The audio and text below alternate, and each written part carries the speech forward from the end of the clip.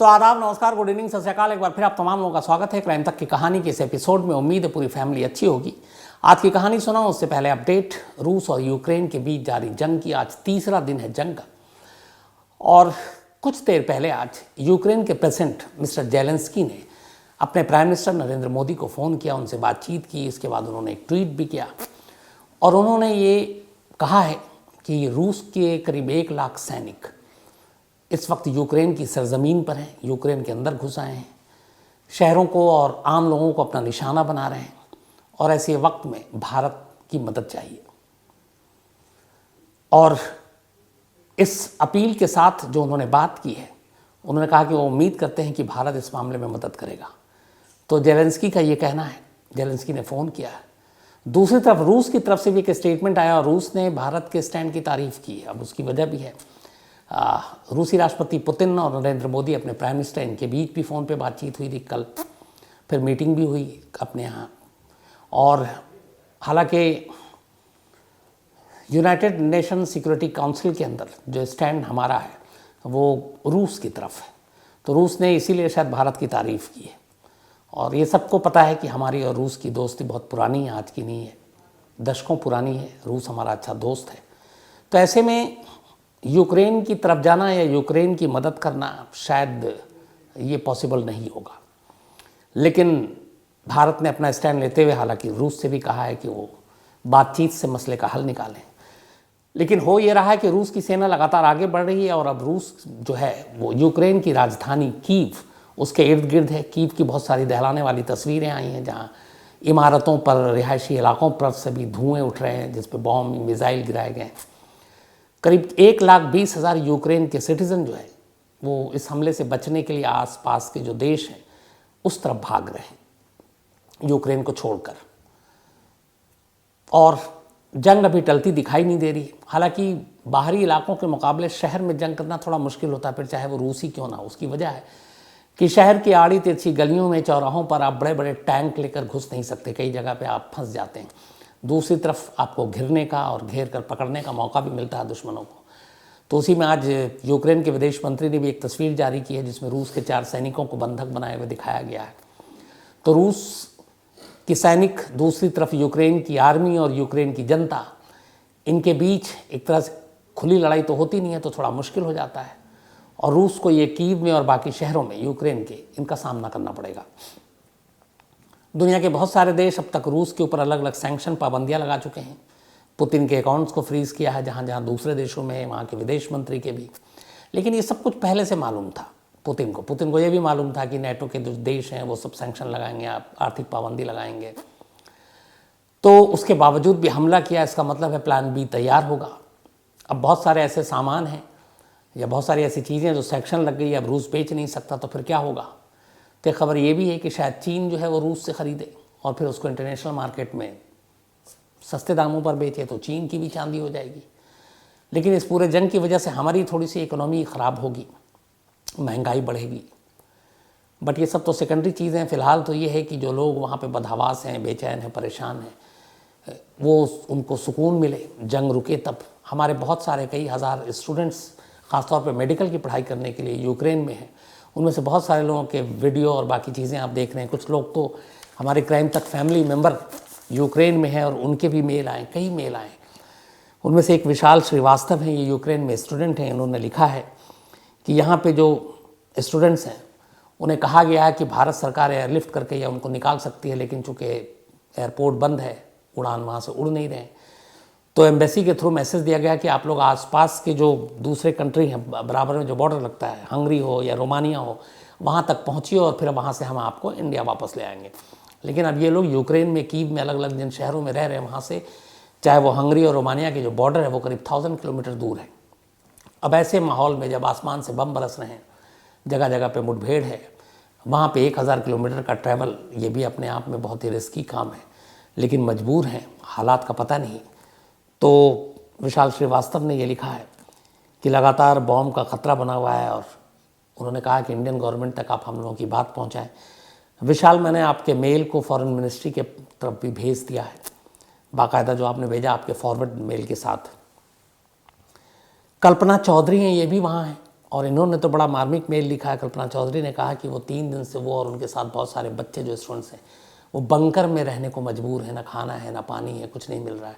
उनका कहना है कि जो उनकी यूनिवर्सिटी है उसने उन्हें एक तरह से अंधेरे में रखा, कोई प्लान तैयार नहीं किया बाहर निकालने का। एम्बेसी से भी उन्होंने कहा कि हमें कोई मदद नहीं मिल रही है, और हमारे जैसे बहुत सारे बच्चे बंकर के अंदर 3 दिन से, पिछले जब से जंग शुरू हुई है, वहाँ पे अपनी जान बचाने के लिए मजबूर है, लेकिन कोई सहूलियत नहीं है।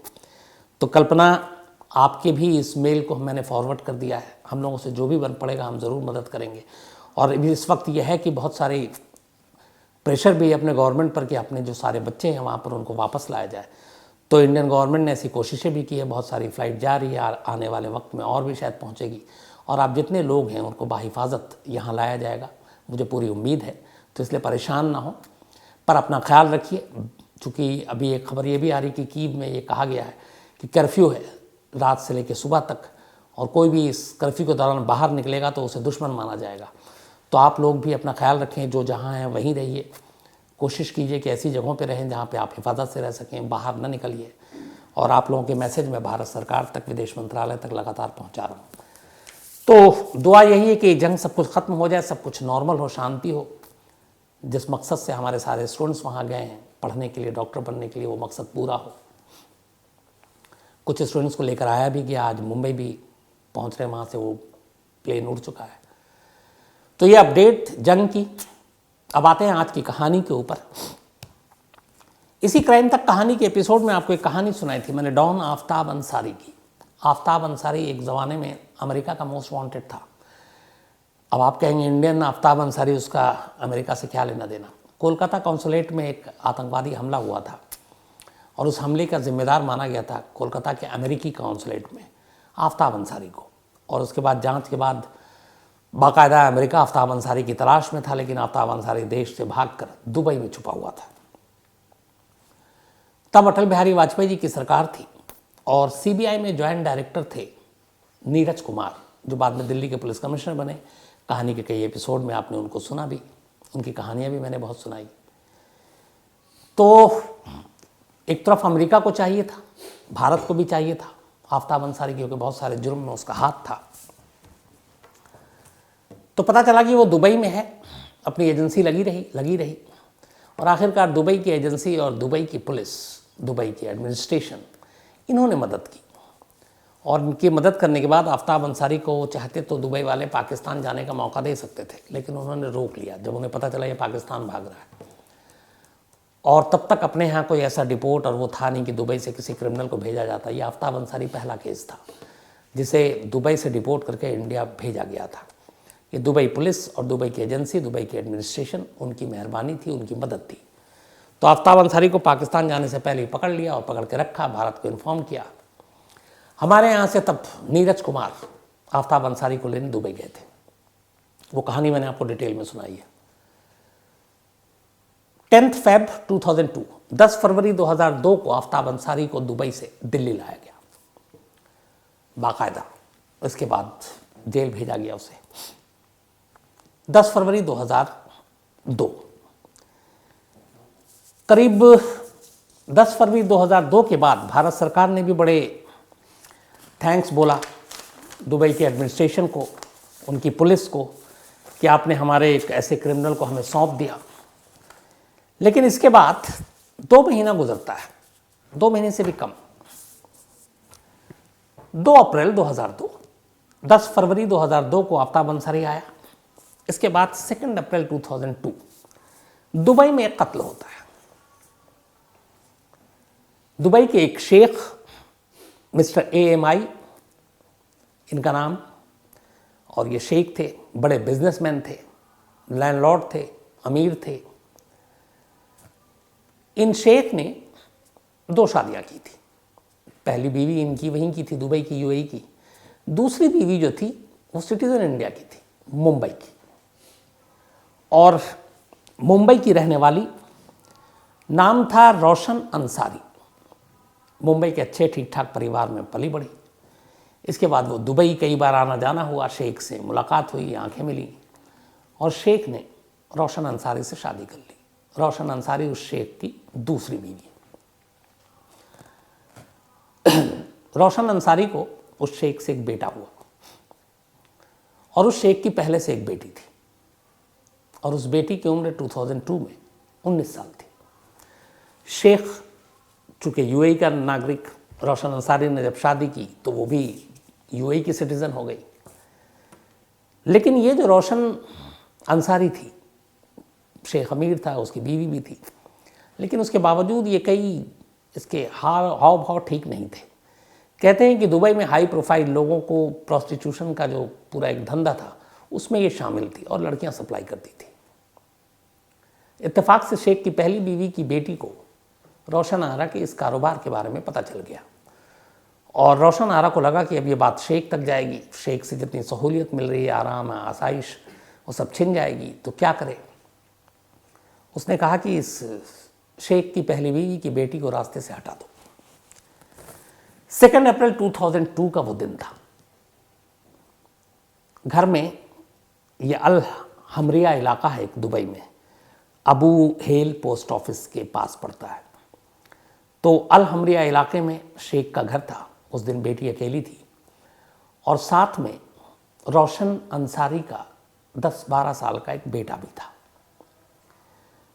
3 इंडियन और 2 बांग्लादेशी जो काम भी करते थे और रोशन अंसारी को जानते थे। रोशन अंसारी ने उन्हें बुलाया अपने घर में और इसके बाद इन 5 ने मिलकर उस शेख की पहली बेटी को पूरी तरह से मारना पीटना शुरू किया। उनमें से 2 ने तो रेप भी किया और इसके बाद तब तक मारा जब तक कि उसकी मौत नहीं हो गई। और रोशन अंसारी ये सब कुछ देख रही थी, उसी के इशारे पर हो रहा था। इत्तेफाक से जब ये सब कुछ हो रहा था और वो लड़की पिटाई की वजह से चीख रही थी, रोशन अंसारी का 10 साल का बेटा इन चीखों को सुनकर अपने कमरे से बाहर आया और उसने देखा तो उसकी माँ ने फिर उसको वापस देखा कि ये बाहर आ रहा, दरवाज़ा बंद कर दिया। इधर लड़की की मौत हो गई। उसके बाद उसी घर के अंदर स्टोर रूम था एक, उस स्टोर रूम में खुदाई शुरू की रोशन अंसारी ने अपने लोगों से कहकर। अब रात को खुदाई हो रही है, खटपट की आवाज़ आई, बच्चा फिर जागा। तब तक कई घंटे गुजर चुके थे, दरवाज़ा खुला था, वो नीचे आया तो उसने देखा स्टोर रूम में कुछ लोग ज़मीन खोद रहे हैं। उनमें से एक की नज़र पड़ गई उस बच्चे पे। अब चूँकि रोशन आरा का, वो रोशन अंसारी का बच्चा था, उसे पकड़कर वापस कमरे में डाल दिया और दरवाज़ा बंद कर दिया इस बार। इसके बाद उन्होंने उस लड़की को वहीं दफना दिया। बात आई गई हो गई। नेक्स्ट डे रोशन अपने बेटे को लेकर वहां से इंडिया भाग आती है, मुंबई, बहाना करके कि कुछ ज़रूरी काम है, क्योंकि उसे डाउट था कि कल को कत्ल हो तो पकड़ा जाए तो यहाँ पे सज़ा भी ज़्यादा होगी। तो वो अगले ही दिन यानी कि 3 अप्रैल को मुंबई पहुंच जाती है। अब 3 अप्रैल को उधर शेख देखता है कि उसकी बेटी से बातचीत नहीं हो रही है, वो कहाँ है और कुछ पता नहीं चल रहा है। इसी दौरान में जो घर के कुछ बाकी मुलाजिम थे, नौकर चाकर, वो सुबह घर आते हैं तो उनको कुछ स्टोर रूम के आसपास खून के निशान दिखाई देते हैं। बेटी गायब है, शेख परेशान है, बीवी मुंबई अचानक चली गई, सारी चीज़ें एक साथ हो रही हैं। इधर नौकर बताता है कुछ खून के छींटे, कुछ खून की बूंदें जो हैं वो स्टोर रूम की तरफ जा रही हैं। वो घबरा गए, उन्होंने पुलिस को फ़ोन किया, पुलिस की टीम आई। अब उस निशान को देखते देखते पुलिस की टीम स्टोर रूम तक पहुंचती है। स्टोर रूम में जाती है तो अजीब सा मंजर दिखता है। मंजर ये कि स्टोर रूम की ज़मीन खुदी की ताज़ी ताज़ी और उसको ताज़ा ताज़ा ढका गया है। पूछा गया ऐसे क्या यहाँ पे कुछ ख़ास, तो बताया गया कोई वजह नहीं है। पुलिस की टीम ने फिर उस जगह की खुदाई की। जैसे ही खुदाई की, अंदर से शेख की 19 साल की बेटी की लाश बाहर आ जाती है। फ़ौरन दुबई पुलिस मामला दर्ज करती है, उसका एक एक कर से पूछना शुरू करती है। सबसे पहले वो एक मोहम्मद शफीक नाम के इंसान को गिरफ्तार करते हैं। मोहम्मद शफीक एक कार पॉलिशिंग कंपनी में अजमान में काम करता था और उसे एक दिन पहले इस घर में बाकी नौकरों ने उसे देखा था और रोशन आरा का जानकार था। तो उसको जब पकड़ा तो फिर उसने सारी राज खोल दी। उसने कहा कि हाँ मैं आया था और ये ऐसे से कत्ल था, रोशन अंसारी के कहने पे किया था, हमारे साथ 4 और लोग थे। इसके बाद एक एक कर उन 4 को गिरफ्तार किया गया। 5 लोग गिरफ्तार हो गए, उनके बयान दर्ज हुए, रोशन अंसारी का नाम आ गया कि यही कातिल है। अब दुबई पुलिस की प्रॉब्लम ये कि रोशन अंसारी मुंबई भाग चुकी है, कैसे उसको वापस लाया जाए, मुश्किल काम था। जो दुबई के उस वक्त के पुलिस चीफ थे, अचानक उन्हें याद आया कि इंडिया में एक अफसर है, पुलिस अफसर, जिसे वो जानते हैं और उन्होंने भी 2 महीने पहले उसकी मदद की है। और वो अफसर नीरज कुमार, IPS, जो CBI में रहे, जॉइंट डायरेक्टर, दिल्ली के पुलिस कमिश्नर रहे। और जब आफ्ताब अंसारी को 10 फरवरी 2002 को दुबई से दिल्ली लाया गया तो नीरज गुप्ता वहीं गए थे, नीरज कुमार जी सॉरी, और दुबई के उन पुलिस चीफ ने भी मुलाकात की, एयरपोर्ट तक उनकी मदद की। नीरज कुमार से जान पहचान भी हुई रहने के दौरान में, नंबर भी एक्सचेंज हुआ। अब इधर रोशन अंसारी मुंबई भाग चुकी है और किसी को जानते नहीं है दुबई के पुलिस चीफ। शेख की बेटी के कत्ल का मामला है, जो UAE के सिटीजन है, मामला बड़ा था, कातिल को पकड़ना है और मेन कातिल बाहर। दुबई पुलिस चीफ ने सीधा नीरज कुमार को फ़ोन घुमाया और कहा कि ऐसी ऐसी बात है और मैंने आपको आफ्ताब अंसारी को इंडिया पहुंचाने में मदद की थी, मुझे आपसे रिटर्न गिफ्ट चाहिए। उन्होंने कहा क्या? उन्होंने कहा कि एक शेख की बेटी की कातिल दुबई से भागकर मुंबई में पहुंच गई है और रिटर्न गिफ्ट के तौर पर मुझे वही रोशन अंसारी चाहिए। हमने आपकी मदद की, अब आपकी बारी है। नीरज कुमार को मालूम था कि वाकई दुबई में बहुत मदद की थी, वरना इतनी आसानी से किसी को आप लेकर डिपोर्ट करके नहीं ला सकते थे। इत्तेफाक से जब ये फ़ोन आया दुबई के पुलिस चीफ का, नीरज कुमार पटना के एक हॉस्पिटल में थे।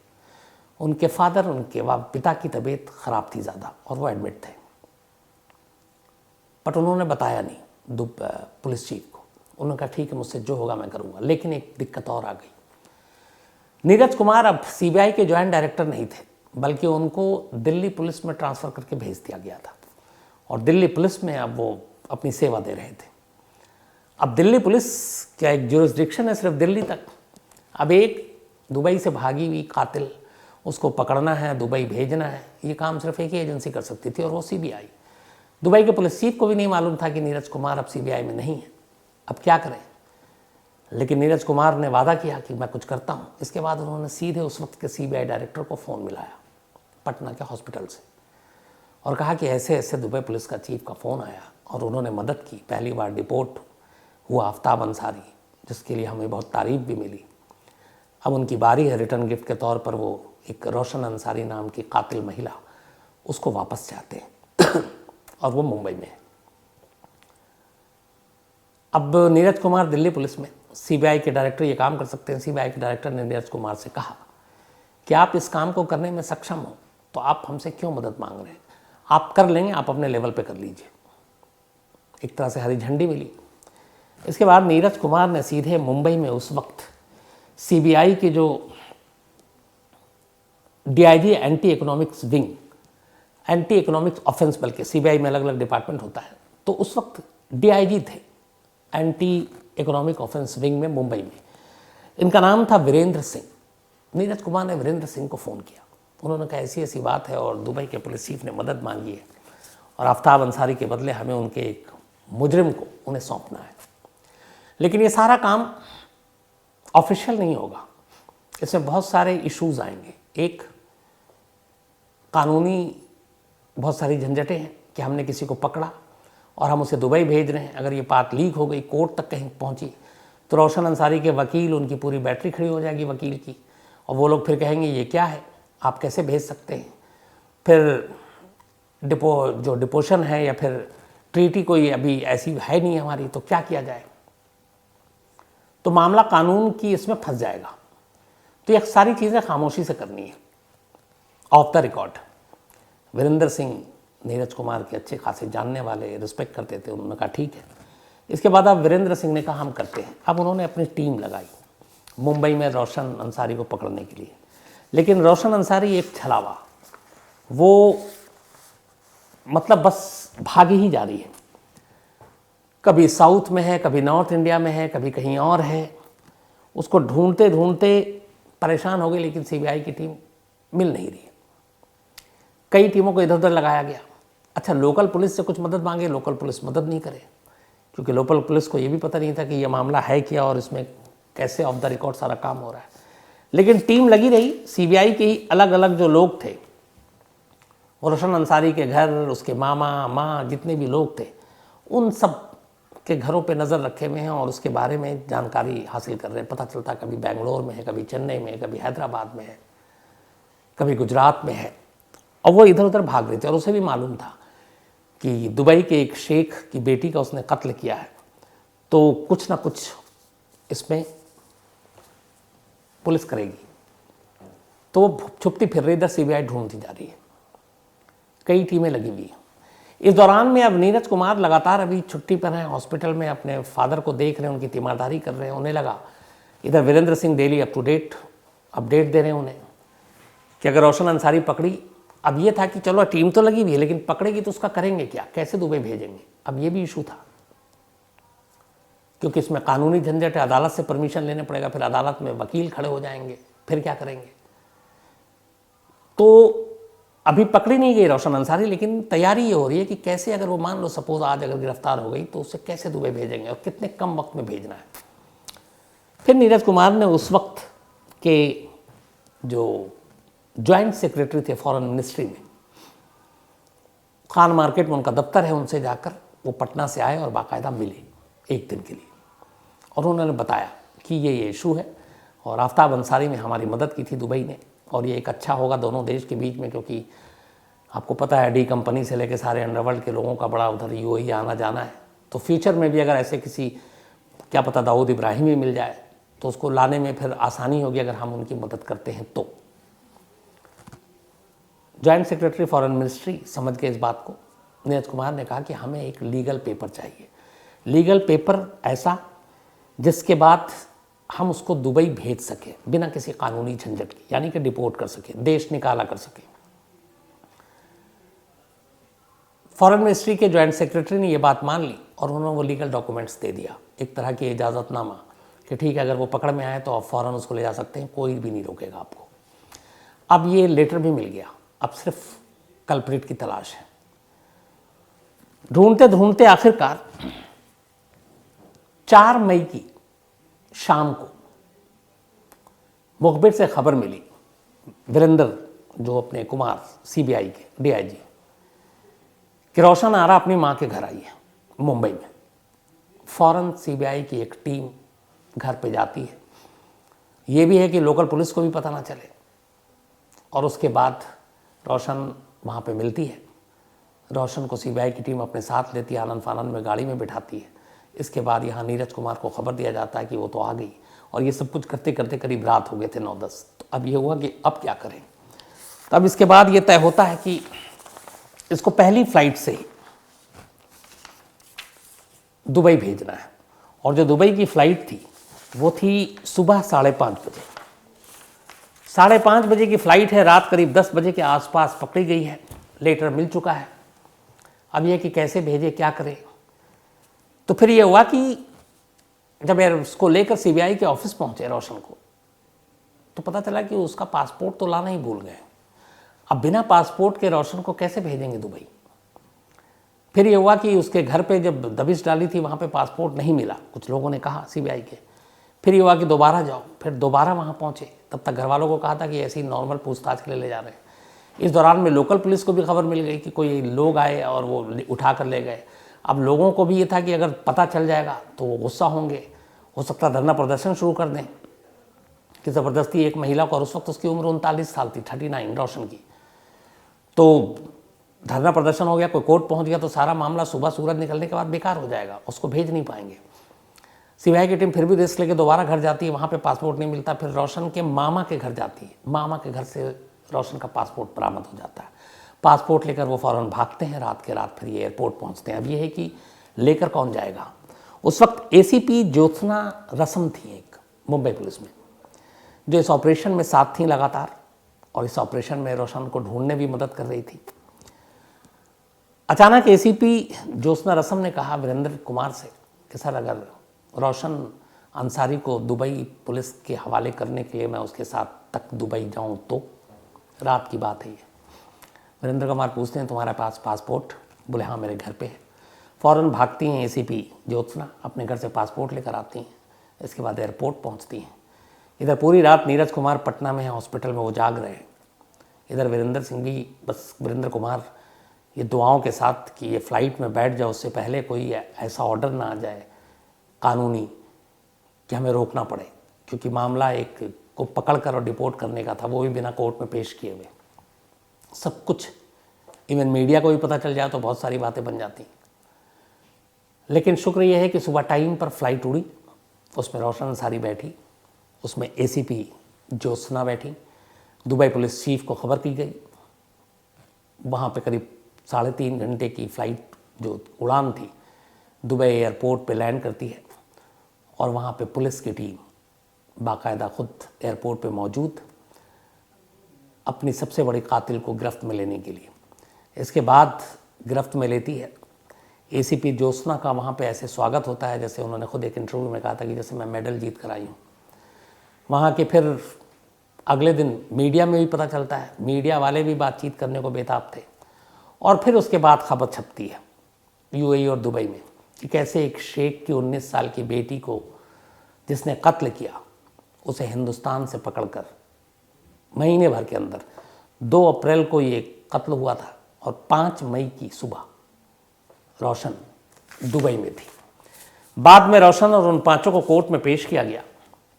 2003 में कोर्ट ने अपना फैसला सुनाया। रोशन को इस कत्ल के लिए 20 साल की सज़ा सुनाई गई। तो 20 साल अगले साल या इस साल के एंड में पूरा हो रहा है। 39 की थी, अब 59 के करीब जेल से बाहर आएगी। और बाकी जो लोग थे उन्हें भी उम्र कैद इसी तरह की सज़ा दी गई। तो ये थी कहानी एक रिटर्न गिफ्ट की, जिसमें एक डॉन को देने के बदले में दुबई ने, पुलिस ने एक कातिल की मांग की थी, और भारत और हमारी पुलिस, हमारे अफसर, उन्होंने उन्हें रिटर्न गिफ्ट दिया भी। उसके बाद से अब दुबई से बहुत सारे लोग फिर बाद में बहुत सारे डिपोर्ट किए गए हैं जो क्रिमिनल बदमाश हैं। तो ये ऐसे ही होता है, जब आप एक दूसरे की मदद करते हैं तब भरोसा बढ़ता है। तो कहानी में आज इतना ही, लेकिन आज कहानी का सिलसिला ख़त्म करूं उससे पहले नज़मून नाहर जस्सी, ये बांग्लादेश से हमारी क्राइम तक फैमिली मेंबर हैं। थैंक यू वेरी मच नज़मून, एक तो आपके मेल के लिए और हैप्पी बर्थडे पूरी क्राइम तक फैमिली की तरफ से। उम्मीद यही है कि बांग्लादेश में सब कुछ अच्छा होगा। रिंकू श्रेष्ठा, इनका भी आज जन्मदिन है, हैप्पी बर्थडे रिंकू। और जितेंद्र राणा जी की ये पत्नी है। अभिषेक मिश्रा जी एमपी से हैं, इनका भी जन्मदिन है आज, तो आपको हैप्पी बर्थडे अभिषेक। संदीप सोनी ने भेजा है। रुपेश कुमार, इनका भी जन्मदिन है, हैप्पी बर्थडे रुपेश। मधेपुरा बिहार से भेजा है अमरीश कुमार ने। कुंज बनवाला, इनका भी आज जन्मदिन है, हैप्पी बर्थडे कुंज। और विक्रम बनवाला इनके पिता, उन्होंने भेजा है। सार्थक देवेंद्र बर्वे, इनका भी आज जन्मदिन है, तो हैप्पी बर्थडे सार्थक, नासिक से हैं ये। अनिल दिलीप, सुनंद, प्रतिभा और श्रुति, उन्होंने विश किया है। भूमिका लामा 27 यानी कि कल है इनका, तो एडवांस में आपको, कल संडे है तो कहानी होती नहीं है, तो हैप्पी बर्थडे भूमिका लामा। और राजन लामा जो इनके हस्बैंड, उन्होंने भेजा है। अभिषेक सिन्हा का भी आज जन्मदिन है, हैप्पी बर्थडे अभिषेक, बिहार से हैं ये। आराध्य का भी जन्मदिन है, तो हैप्पी बर्थडे आराध्य, हमेशा खुश रहो। सोनू राजपूत जी ने भेजा, इनकी बिटिया हैं। और आरती का भी आज जन्मदिन है, तो हैप्पी बर्थडे आरती। श्रीराम जी की बिटिया है ये, उन्होंने भेजा है। साथ में हिनाबा और खुराशिया भाव सिंह, इन दोनों की एनिवर्सरी है आज, तो हिनाबा और खुराशिया साहब, आप दोनों को बहुत बहुत बधाई। गीता चौधरी और बलराम चौधरी, इनकी भी एनिवर्सरी है, तो आप दोनों को बहुत बहुत बधाई। नागर हवेली से हैं, दोनों एक साथ बैंक में काम करते हैं। अंशिका अस्थाना और निशांत अस्थाना, इनकी भी एनिवर्सरी है, आप दोनों को भी बहुत बहुत बधाई, ये लखनऊ से हैं। साथ ही नीतू सिंह जी और संजय सिंह जी, इनकी भी एनिवर्सरी है। हालांकि नीतू सिंह को इस वक्त कोविड से है, वो कोरोना हो गया है, और संजय सिंह जी भी थोड़े सिम्टम बता रहे थे कि कोल्ड वोल्ड है, तो बर्थडे तो मना नहीं पाएंगे, लेकिन कोई बात नहीं, पूरी क्राइम तक फैमिली की तरफ से आप दोनों को आपकी एनिवर्सरी की बहुत बहुत बधाई। और नीतू जी, आप जल्दी ठीक हो जाएं और फिर अच्छे से सेलिब्रेट करेंगे। निकुंज दियोरा, सूरत से हैं ये। और राधिका वगासिया, इन्होंने कहा है निकुंज दियोरा ने कि आपने मेरी बेइज्जती करा दी, ससुराल में मेरे सूरत के हैं। राधिका वगासिया इनकी पत्नी है, और 29 नवंबर को शायद इनका जन्मदिन था, और मैंने विश नहीं किया, इसलिए ससुराल में बेइज्जती हो गई। और इनके ससुराल वाले भी कहानी सुनते हैं। तो निकुंज दियोरा जी, मैं तो एक तो माफ़ी मांगता हूँ, और दूसरा राधिका जी कहता हूँ, अपने घर वालों को कहें कि गलती हो गई, इसके लिए निकुंज जी को ताना ना मारें। और आप दोनों को बिलेटेड, बल्कि राधिका जी आपको बिलेटेड हैप्पी बर्थडे। तो डीके गुप्ता जी हैं, ये स्पेशल सेक्रेटरी रिटायर्ड यूपी सचिवालय। Thank you so much Gupta ji, आपके मेल के लिए और आपकी कहानी जो आप सुनते हैं उस तारीफ़ के लिए भी, और आपकी जो एक शिकायत है मैं उससे सहमत हूँ। डीके गुप्ता जी ने लिखा है कि इस कहानी के पीछे में गन वन रखने का क्या मतलब होता है, तो मैं भी इससे सहमत हूँ। ये सब दीपक, वर्णिता और आसिम की शैतानी बदमाशी है। मैं कहूँगा कि इन्हें हटा दिया जाए। Thank you so much. इसके अलावा रोहित रॉय हैं बिहार से, विशाल बोरीचा हैं, चंदू सेवल मलाड ईस्ट से हैं, और इन्होंने कहानी की फरमाइश की और मुलाकात की भी बात की, तो कभी ज़रूर होगी मुलाकात। शिवाय कुणाल हैं, इन्होंने भी एक कहानी की फरमाइश की है। कौशल मिलानी खीरी हैं, इन्होंने ये कहा कि जो पीछे गन रखी है वो नकली है। एक गुप्ता जी ने कहा कि आप गन हटाइए, और ये पूछ रहे हैं बस असली कैसे रखूँगा मैं, आप बताओ क्या कहते हैं कौशल जी। न लाइसेंस है न कुछ है, और रखना रिस्की भी है। मुझे गन से वैसे ही बहुत डर लगता है, नकली है, सब खिलौना है बच्चों का। इसके अलावा शेखा अली हैं लंदन से, और thank you so much Sheikha Ali ji आपकी इस मेल के लिए। और इन्होंने कहा कि इनका बेटा जो है वो एक बार स्टूडियो देखना चाहता है। तो चलिए कोरोना बाकी सब ठीक हो जाए, पक्का एक बार मैं ज़रूर दिखाऊंगा। थैंक यू सो मच आपके मेल के लिए फिर से। अभिनंदन सिंह जी हैं न्यू दिल्ली से। इसके अलावा विनायक दत्तात्रेय पॉल हैं, दत्तात्रेय पॉल उर्फ विनोद। चंद्रशेखर बोहरा ये कोलकाता से हैं, और जोधपुर वैसे इनका घर है। इन्होंने एक वीडियो भी भेजा है। Thank you so much Chandrashekhar साहब, मैंने आपको मेल का रिप्लाई भी किया था। मारुति जोशी हैं, इसके अलावा परम पांड्या हैं, अनन्या शर्मा है मुंबई से। Thank you so much Ananya, और पक्का मुंबई आऊँगा तो ज़रूर मिलूँगा। आकाश लोखंडे हैं, ये भी मुंबई से एक स्टोरी की फरमाइश की है। कमल जाजोरिया जी हैं दिल्ली से। अभिजीत चक्रवर्ती हैं उड़ीसा की, कोई कहानी सुनना चाहते हैं। केपी सिंह राठौर हैं एमपी से। इसके अलावा नीलम वर्मा जी, Narayan Meravi, Kavita Kumari, thank you so much आपके मेल के लिए। शुभम कश्यप सिंह ये सर्जिकल स्ट्राइक की कहानी सुनना चाहते हैं, मैं जिस दिन भी मौका मिलेगा ज़रूर सुनाऊंगा।